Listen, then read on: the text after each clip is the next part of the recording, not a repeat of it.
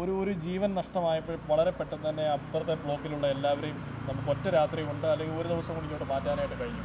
ഇത്രയും നാൾ എന്തുകൊണ്ടാണ് മുടങ്ങിയത് എന്നുള്ളൊരു ചോദ്യത്തിന് എന്താണ് ഉത്തരം?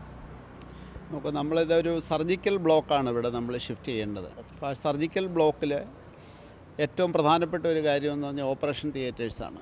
ഓപ്പറേഷൻ തിയേറ്റർ ഇല്ലാത്ത ഒരു സർജിക്കൽ ബ്ലോക്ക് എന്ന് പറയുമ്പോൾ അതൊരു വെറും ഒരു ആശുപത്രി കെട്ടിടം മാത്രമേ ആവുന്നുള്ളൂ. ഈ കെട്ടിടം ഏതാണ്ട് 95% മുകളിൽ പൂർത്തിയായെങ്കിലും ആ ഓപ്പറേഷൻ തിയേറ്റർ, അത് ഏറ്റവും ആധുനികമായ രീതിയിൽ 14 operation theatre, modular operation theatre എന്ന് വിളിക്കത്തക്ക രീതിയിലുള്ള എല്ലാ സജ്ജീകരണങ്ങളോടും കൂടി 14 ഓപ്പറേഷൻ തിയേറ്ററുകളാണ് ഇവിടെ സജ്ജമായിക്കൊണ്ടിരിക്കുന്നത്.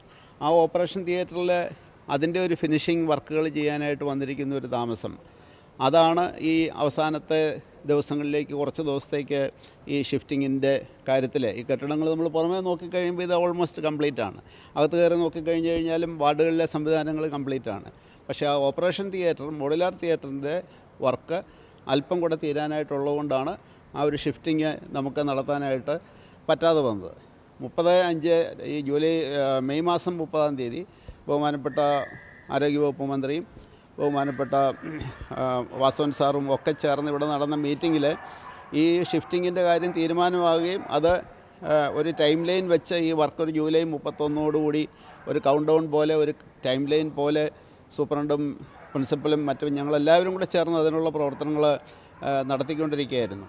അപ്പം ഈ ഓപ്പറേഷൻ തിയേറ്റർ ഇപ്പം മറ്റേ ബിൽഡിങ് ഡീമോളിഷ് ചെയ്ത് കഴിഞ്ഞാൽ ഓപ്പറേഷൻ എവിടെ 2 മാസത്തേക്കിനുള്ള ഒരു ഓപ്പറേഷൻ മുടങ്ങുക എന്ന് പറഞ്ഞു കഴിഞ്ഞാൽ അത് വളരെ ഗൗരവമുള്ള ഒരു കാര്യമാണ്. അപ്പോൾ അവിടെ അതുകൊണ്ടാണ് ആ ഓപ്പറേഷൻ തിയേറ്റർ തീരുക എന്ന് പറയുന്നത്. മറ്റേതെങ്കിലും ഒരു കെട്ടിടം കെട്ടുന്ന പോലല്ല ഒരു ഹോസ്പിറ്റലിൽ, പ്രത്യേകിച്ച് ഒരു സർജിക്കൽ ബ്ലോക്ക്. അല്ലല്ല, യന്ത്രസാമഗ്രികൾ പുതിയ ഹോസ്പിറ്റലിലേക്ക് അഡീഷണലായിട്ട് വന്ന യന്ത്രസാമഗ്രികൾ വന്നുകൊണ്ടാണ് ഇരിക്കുന്നത്. എക്യുപ്മെൻറ്റ്സിൽ ഏതാണ്ട് പകുതിയോടടുത്ത എക്യുപ്മെൻറ്റ്സ് വന്നിട്ടുണ്ട്, ബാക്കി കുറച്ചുകൂടി വരാനായിട്ടുണ്ട്. പക്ഷേ അത് നേരത്തെ ഇപ്പം നിലവിൽ ഉപയോഗിച്ചുകൊണ്ടിരിക്കുന്ന അവിടെ 10 തിയേറ്ററുകളോളം ഉണ്ട്. അവിടുത്തെ എക്യുപ്മെൻറ്റ്സ് തന്നെ നമുക്ക് വീണ്ടും, അതെല്ലാം ആധുനിക ഉപകരണങ്ങൾ തന്നെയാണ്, അത് നമുക്ക് ഇങ്ങോട്ട് മാറ്റുകയൊക്കെ ചെയ്യാം. അതുകൊണ്ട് എക്യുപ്മെൻറ്റ്സിൻ്റെ താമസം എന്ന് നമുക്ക് പറയാനായിട്ട് സാധിക്കില്ല. രോഗികളും കൂട്ടിരിപ്പുകാരുമല്ല, ജീവനക്കാർ, നഴ്സുമാരടക്കമുള്ളവർ അതിൻ്റെ ഒരു ശോച്യാവസ്ഥ നേരത്തെ അറിയിച്ചിരുന്നോ? അല്ല, ആ ബിൽഡിങ്ങിൻ്റെ ഒരു ബലക്ഷയമുള്ള കെട്ടിടമാണെന്ന് നമുക്ക് ഏതാണ്ട് 10-12 വർഷമായിട്ട് നമുക്ക് റിപ്പോർട്ടുകൾ ഉള്ളതാണ്. അപ്പോൾ അവിടെ ചെറിയ ഇപ്പം തേച്ച മുകളിലത്തെ പ്ലാസ്റ്ററുകൾ വീഴുകയൊക്കെ ചെയ്യുന്ന ഇഷ്യൂസ്. അതുകൊണ്ട് ആ ബിൽഡിങ്ങിനെ നമുക്ക്, പക്ഷേ അറിയാമല്ലോ, ഒരു സർജിക്കൽ ബ്ലോക്കിനെ ഇത്ര ബൃഹത്തായിട്ടുള്ള ഒരു കെട്ടിടത്തെ വളരെ നിസ്സാരമായി നമുക്ക് എടുക്കാവുന്ന ഒരു തീരുമാനമല്ല. അത് പല രീതിയിലുള്ള പഠനങ്ങളും PWD കൂടാതെ തന്നെ മറ്റ് ഏജൻസികളെ കൊണ്ടുമൊക്കെ പഠിപ്പിച്ച് അതിനകത്ത് ആശയക്കുഴപ്പങ്ങൾ വന്നിട്ടുണ്ട്. പല റിപ്പോർട്ടുകളും, ചിലത് റിട്രോഫിക്സേഷൻ എന്ന് പറയുന്നൊരു മാർഗ്ഗം ഉപയോഗിച്ച് അതിനെ ബലപ്പെടുത്തി നിലനിർത്താമെന്നുള്ള റിപ്പോർട്ടുകൾ സൂചന വന്നിട്ടുണ്ട്. ഡിമോളിഷൻ വന്നിട്ടുണ്ട്. ഈ ഡിസംബർ മാസത്തോടുകൂടിയാണ് അതിൻ്റെ സ്ട്രക്ചറൽ പഠനങ്ങൾ പൂർത്തിയാക്കി. ഡിമോളിഷൻ അല്ലാതെ മറ്റൊരു ഓപ്ഷൻ നമുക്കില്ല. ഇവിടെ ഈ സർജിക്കൽ ബ്ലോക്ക് വരുമ്പം പോലും ആ കെട്ടിടത്തിൻ്റെ കാര്യം നമുക്കറിയാമല്ലോ, മെഡിക്കൽ കോളേജിനെ സംബന്ധിച്ചിടത്തോളം സ്ഥല ദൗർലഭ്യമുണ്ട്, എപ്പോഴും ഫ്ലോറിൽ പേഷ്യൻസ് ഉണ്ട്. ആ കെട്ടിടത്തിൻ്റെ കുറച്ച് ഭാഗങ്ങൾ റിട്രോഫിക്സേഷൻ നടത്തി ശരിയാക്കാം എന്നുള്ളൊരു നിർദ്ദേശം ചില പഠനങ്ങളിൽ നിന്ന് വന്നപ്പോൾ ആ ഒരു സാധ്യതയൊക്കെ നമ്മൾ ഇതിൻ്റെ ഇടയ്ക്ക് എക്സ്പ്ലോർ ചെയ്തിരുന്നു. ഇല്ല, അത് 12 വർഷക്കാലം എന്ന് പറഞ്ഞു കഴിഞ്ഞാൽ ഒരു ദീർഘകാലമാണ്, ശരിയാണ്. പക്ഷേ ആ കെട്ടിടം ഞാൻ പറഞ്ഞല്ലോ, ഒരു പുതിയ ബിൽഡിങ് മാറ്റി അതിന് സമാനമായിട്ടോ അതിനും മികച്ച ഒരു ബിൽഡിംഗ് വരണമെന്നുണ്ടെങ്കിൽ തീർച്ചയായിട്ടും ഒരു വലിയ കാലയളവെടുക്കും. അത് ഈ ബിൽഡിങ്ങിൻ്റെ 2018 ഈ ബിൽഡിങ്ങിനുള്ള സാങ്ഷൻസൊക്കെ വന്നത്. അതന്നേരത്തേക്കിന് കോവിഡിൻ്റെ കാലഘട്ടമായി പോയി 2 വർഷം. ആ 2 വർഷം കൊണ്ട് ഡിലേ വന്നു.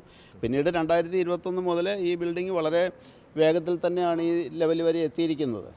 അപ്പം നമുക്ക് ഏതെങ്കിലും ഘട്ടത്തിൽ കാലതാമസം ഉണ്ടായിട്ടുണ്ട്? ഈ കോവിഡിൻ്റെ കാലഘട്ടത്തിൽ താമസം വന്നിട്ടുണ്ട്. പിന്നീട് ഈ അവസാനത്തെ 2-3 മാസം ഈ ഓപ്പറേഷൻ തിയേറ്ററിൻ്റെ ഫൈനൽ ഇതുമായിട്ട് വന്നിരിക്കുന്നത്. അല്ലാതെ വളരെ ഏതാണ്ട് ടൈം ഷെഡ്യൂളിനോട് വളരെ ചേർന്ന് തന്നെയാണ് ഈ ബിൽഡിങ്ങിൻ്റെ പണി പൂർത്തിയാക്കിയിട്ടുള്ളത്. ഈ നിലവിൽ പുതിയ ബിൽഡിങ്ങിൻ്റെ നമ്മൾ പണി എവിടെ കാലതാമസം അല്ലെങ്കിൽ അതിൻ്റെ സാങ്കേതികത ഒക്കെ നിലനിൽക്കുമ്പോൾ ആ സാങ്കേതികത്വം പറഞ്ഞൊരു അപകടകരമായ ഒരു കെട്ടിടത്തിൽ രോഗികളെ ഈ ഇത്രയും റിപ്പോർട്ടുകളുള്ള സ്ഥാനത്ത് പാർപ്പിക്കാൻ പറ്റും. ഇവിടെ അല്ലെങ്കിൽ മറ്റൊരു സമാന്തര സംവിധാനം ഉണ്ടാക്കണ്ടേ? ആ കെട്ടിടത്തിൻ്റെ അപകടം ഉണ്ടായി എന്ന് പറഞ്ഞിരുന്ന ഭാഗം 11-ാം വാർഡിൻ്റെയും 14-ാം വാർഡിൻ്റെയും ടോയ്ലറ്റ് ബ്ലോക്കുകൾ അത് അടച്ചിട്ടിരിക്കുകയായിരുന്നു. അതിനകത്ത് സംശയമൊന്നുമില്ല. അത് 11-ഉം 14-ഉം ക്ലോസ്ഡ് ആയിരുന്നു. 11-ാം വാർഡിലും 14-ാം വാർഡിലും ടോയ്ലറ്റ് കോംപ്ലക്സുകൾ പുതിയത് ഇപ്പോൾ ആ പഴയ കെട്ടിടത്തിലാണെങ്കിൽ പോലും പേഷ്യൻസ് നമുക്കോട്ട് മാറ്റാൻ പറ്റാത്തൊരു സാഹചര്യത്തിൽ പുതിയ ടോയ്ലറ്റ് കോംപ്ലക്സിലാണ് ആൾക്കാർ ഉപയോഗിച്ചുകൊണ്ടിരുന്നത്. 10-ാം വാർഡിലെ ടോയ്ലറ്റ് കോംപ്ലക്സിലാണ് ഈ അപകടം ഇന്നലെ ഉണ്ടാകുകയും ഒക്കെ ചെയ്തിരിക്കുന്നത്.